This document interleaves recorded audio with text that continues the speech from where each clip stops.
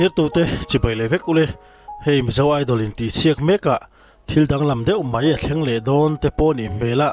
top 7 in ti siak na manzana Zomuansanga tikhan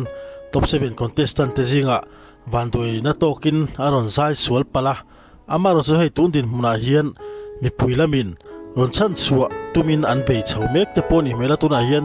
viewers si aron nei kang chak khop maya Instagram lama phei chuan tuna hian asang filor viau towa YouTube lama hian achunga lalthaki male Emmanuela lom ma se nisom ni pariat naktuk chanu dar thum thleng hun honala ni wangin a view si akang ok lawang ti soi the lawatin Facebook lama po chu tiang thau chu nia tundin hmuna hian then khat phei chuan tuna hian asang le ber to te pon ron tia kalai kha chu alani chi lo mai thia ma ro chu ei voin hun ala oma naktuk chanu dar thum thleng hun ala om boka chumi chung chuan tundin hmuna hian mi puilam hian chhanchhuah nai an ron thok man theime ngem ti kha ngai tuana alo lu ta hei tundin hmuna po a viewers nei hi abon chak khop maya ai kan shet angin tun chu mi zawai dolin ti siak chu rin lo deuh thil a thleng thut maya kha ran masalama la thakima azai sula tikhan ani po ama langsar vut lem lo kha mi puilamin theito baron suah voile khata a view saron kang ok maya tuna chong khatiang din mun kha ani le chuang mi alawa khalai boru kha a phak le chuang mi alawa ti chonin hei top 7 in ti siak na Zomuansanga aron zai suala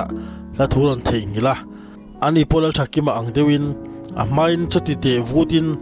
alang sar vut big point cholo ma se tundin huna chun aron kang chhaule riau maya engkhil dang lam nge thleng le don ti te ril ruwa lo oma tuna hian Zomuansanga hi mipulam hian on chhanchhuak le ta se tunge tlang ti te thleng pon ngai tua fe thama oma a chhanchu contestant te zinga hian hantlamai turarin tur chi hi tundin muna hian an wang khop mai mipuilam tan po mipui na ron chhanchhuah si chuan zai tha em te khan an tlak phang ti te po ril ruwa a om ruma poni sila manzana zai te thirila just lam ten an comment dan te thleng po khan in an non pa le lok tiang o kahlim na tu besina in ka thlir fo chi nang chau lo chu tling zo an om lo o min lan mai ro bia tu di o min lan mai ro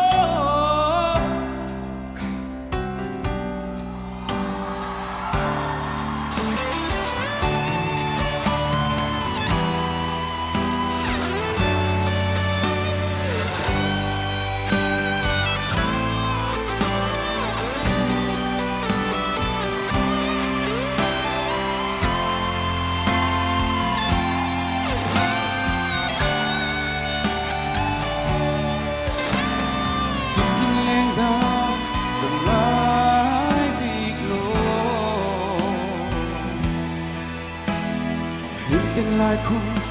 กันซาดูตัว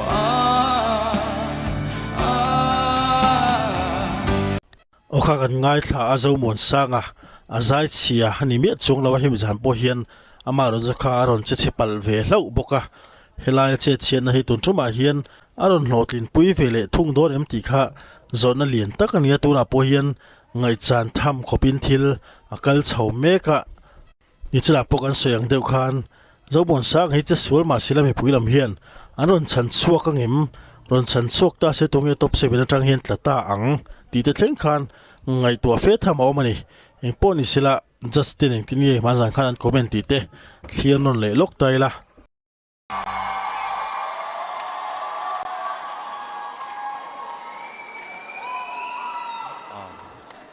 Zomuanคงหันทบพัดเตะรออัตโตดตกไม่ตรอบรวกZomuanฮีอิซายกังไอทักติรอาจังะมิโซมิปาชวนอดังลำเละมวยกติเบอร์ตจิงามินนี่กติใครนี่ยะจันินแข่งอินอีเลนี่เร่งตินจันินะเก็บให้จวนกะเลาสวยชินละอีรอนสักจุ่มตะกอินติสวาลีอาวหันปอยตักเอ็มที่ฮิเกมาเห็นก็ถิ่นผู้ฮิรังสดนิงกะเรีย ama ro chu ni e kha thaki ma te po mi pui nan chana mi pui tan ti tur kan nei te po ni ange tero mi pui tan ti tur kan nei oh mi pui tan ti tur kan nei chu wang san so muan lau thong lu tuk chuan lo la om mia su o chuan thil pakhat ni e a thalam kan soya a chelam bo kan soya ngai thin ni e zanina iron ti suala chiang takin i phatrual om lova amma ro chu I lo tla ani po in nang chu producer tha le songwriter tha thopuila mizo mi pa hian I hla sak tur I than for producer le musician I thang fu ani nga chuan khum har lu tuk tur potential in nei reng chu chu shadangang cha o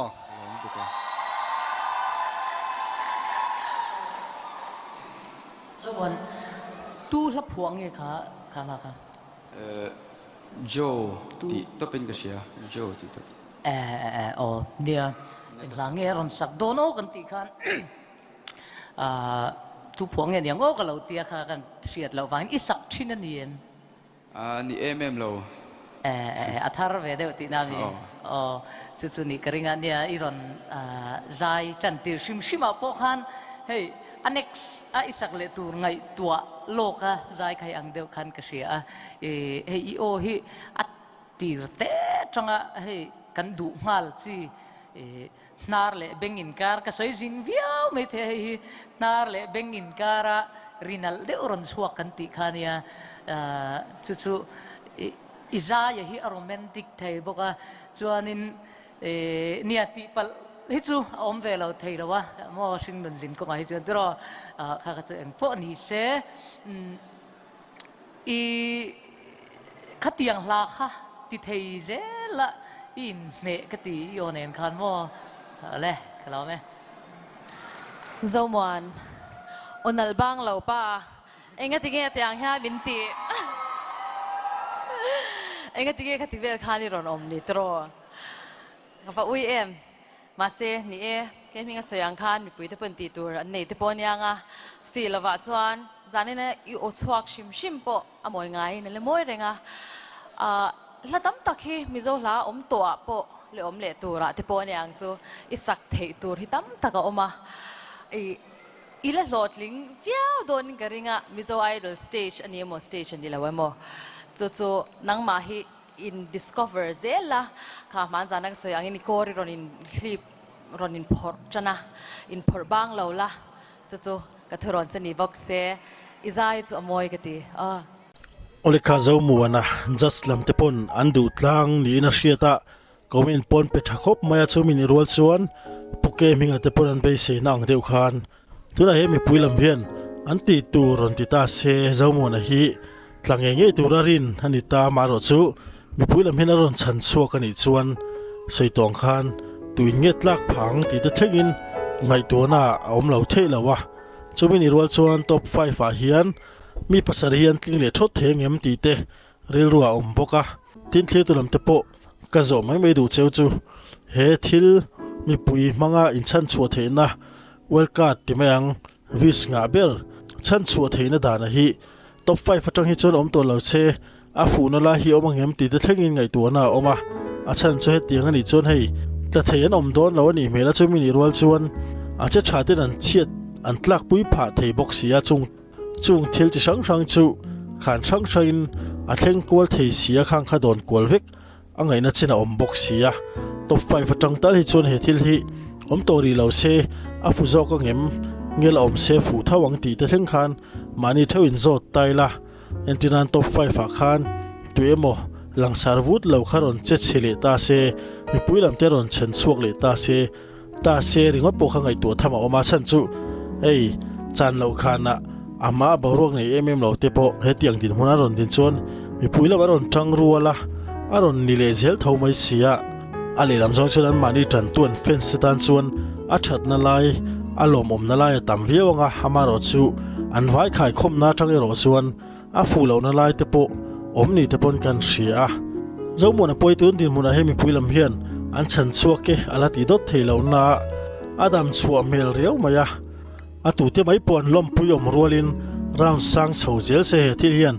boina a thlen thengem ti te thlengin ngai tu na oma chung te pon chu kan du le thlir tu lam te pon comment lamate kan ngai dan kan ril ro om dan te